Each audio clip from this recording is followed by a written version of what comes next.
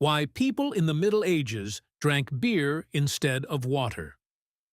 When we imagine the Middle Ages, we picture knights in armor, castles, strict laws, and, of course, feasts. But few people think about something as basic as this. What did people drink in everyday life? Surprisingly, for hundreds of years, the main drink for millions of Europeans wasn't wine or water. It was beer. And we're not talking about beer as we know it today, strong and bitter.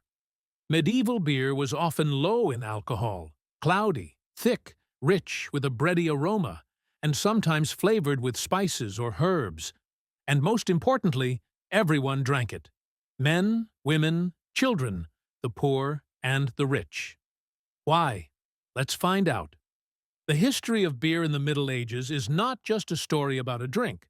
It's a story about sanitation, economics, medicine, and even religion.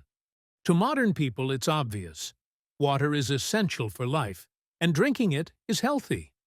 But for people in the Middle Ages, the situation was more complicated. Water in cities and villages was often dirty and dangerous to health. Wells could be contaminated with waste, manure, and dead animals. River water, especially near settlements, served as a water source, a sewer, and a dump all at once. Water in the Middle Ages wasn't filtered or boiled for daily use, except perhaps for medicinal purposes. But beer went through a boiling process during brewing. The water used in it was boiled, which killed many harmful microbes, even though people had no idea microbes existed. That made beer much safer to drink than raw water. Even in monasteries, where hygiene standards were higher than among common folk, monks preferred to brew and drink beer daily. It's wrong to think that everyone in the Middle Ages was constantly drunk. There was something called small beer, a low-alcohol drink with about 0.5 to 2% alcohol content. It could be consumed in large quantities without causing intoxication. This beer was often made from leftover grain used for strong beer, and was widely consumed in everyday life, especially by the poor. Even children drank it. For a medieval peasant, a mug of such beer with breakfast or lunch was completely normal, like a glass of water or juice for us. It was an everyday product, like bread or soup. Medieval beer was often thick, caloric, and hearty.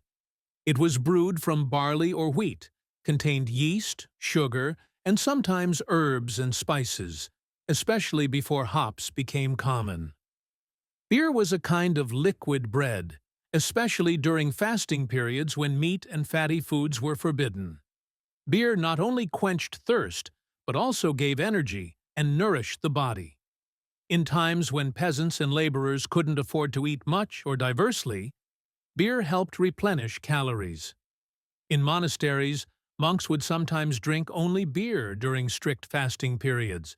It didn't violate the rules, since they weren't eating, technically, but drinking. Medieval monasteries became the centers of brewing in Europe. Monks improved recipes, maintained clean brewing practices, kept written records, and began cultivating the use of hops. Before the 11th century, beer was often brewed using gruit, a mix of aromatic herbs like yarrow, juniper, or wormwood, which added flavor and preserved the drink. But hops turned out to be a more effective preservative and added a distinctive bitterness. It started to replace gruit, especially in the monasteries of Germany and the Low Countries. Monasteries brewed beer for themselves, for pilgrims, and for sale. Some of these traditions have survived to this day.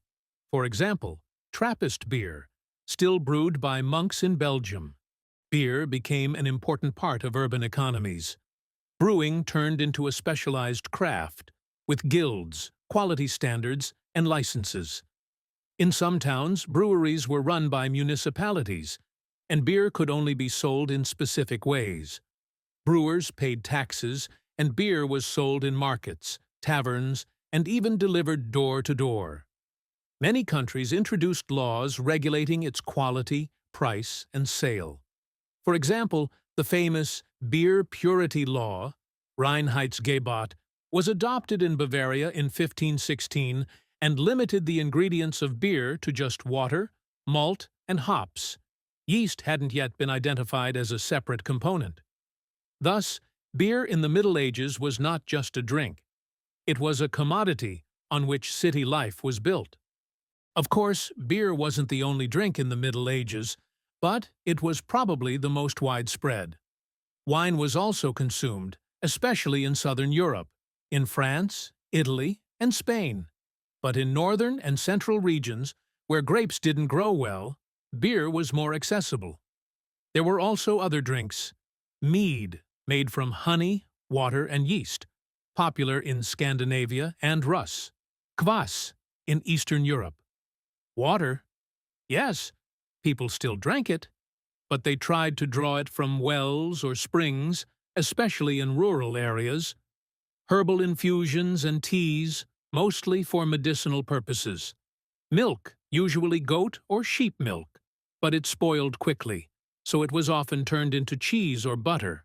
Beer played an important role in social life. It was brewed for weddings, festivals, and fairs. Guests, neighbors, and workers were treated to it. In England, it was a tradition for women to brew ale for sale, a special batch to sell and earn money for the household. Beer was also tied to religious celebrations, especially during fasting or on the eve of holy days. Some monasteries brewed strong seasonal beers for Christmas or Easter.